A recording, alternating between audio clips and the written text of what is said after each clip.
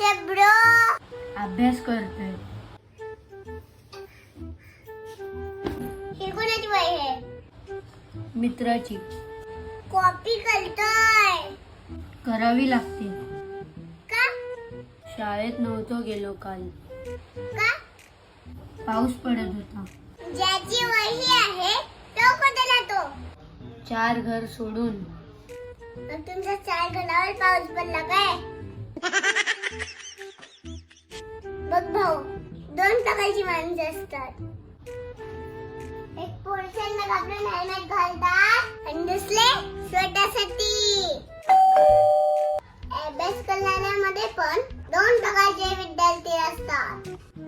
एक टीचरला बघून अभ्यास करतात आणि दुसरे आपल्या स्वतःसाठी.